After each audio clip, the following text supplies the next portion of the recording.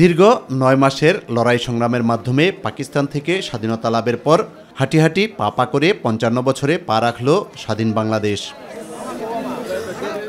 মহান স্বাধীনতা যুদ্ধে আত্মদানকারী বীর সেনানীদের প্রতি শ্রদ্ধা জানাতে ফুল নিয়ে সাভারে জাতীয় স্মৃতিসৌধে ভিড় করেন বিভিন্ন রাজনৈতিক দলের নেতারা।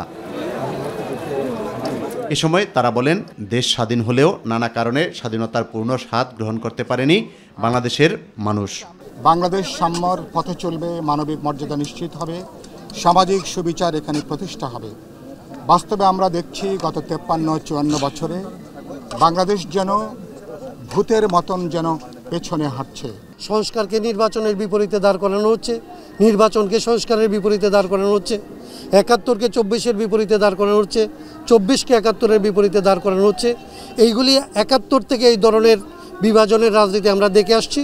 পরিপূর্ণ স্বাধীনতা ভোগ করতে রাজনীতিবিদদের আরও আন্তরিক হওয়া প্রয়োজন বলে মনে করেন তারা।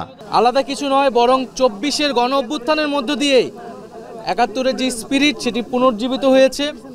৭১-এ আমরা যা চেয়েছিলাম সেটা ৫৪ বছরে অর্জিত হতে পারে নাই বিধায় একটা ফ্যাসিজম ১৫ বছর ধরে বাংলাদেশে চেপে বসেছিল বিধায় আরেকটি গণ অভ্যুত্থানের কিন্তু প্রয়োজন হয়েছিল। যার যার একটা মতাদর্শ আছে, যার যার মতাদর্শ থেকে তারা মানে একটা কথাবার্তা বলে যাচ্ছে, এটা অনৈক্য আমি বলবো না। তবে যদি অনেক কেউ বলে, এটাকে আমি এমন করে বলবো যে এমন সময় যদি কখনো আসে জাতীয় বৃহত্তর ঐক্যের প্রয়োজন পড়বে, দেশের স্বাধীনতা সার্বভৌমত্বের জন্য ঐক্যের প্রয়োজন পড়বে, তখন কিন্তু বাংলাদেশের জনগণ এক হয়ে যাবে স্বাধীনতা সার্বভৌমত্বের সাথে। জনগণের ভোটাধিকার প্রতিষ্ঠিত হলে দেশ গণতন্ত্রের পথে দ্রুত অগ্রসর হবে বলেও আশাবাদ ব্যক্ত করেন রাজনৈতিক নেতৃবৃন্দ। ১৮ কোটি মানুষের যে স্বপ্ন সাধ বাস্তবায়িত হয়নি। অন্তর্বর্তীকালীন সরকার তারা মুক্তিযুদ্ধের কথা বলেন এবং ২৪-এর গণ অভ্যুত্থানের কথা বলেন। গণতন্ত্র এবং বৈষম্যমুক্ত সমাজ গড়ার যে আকাঙ্ক্ষা আছে সেইটা প্রতিষ্ঠায় তারা ভূমিকা নেবে।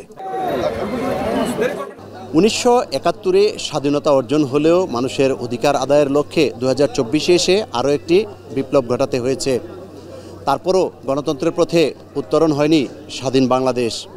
সাধারণ মানুষের প্রত্যাশা, দ্রুত দেশ গণতন্ত্রের পথে উত্তরণ হবে এবং দেশের মানুষের অধিকার প্রতিষ্ঠিত হবে।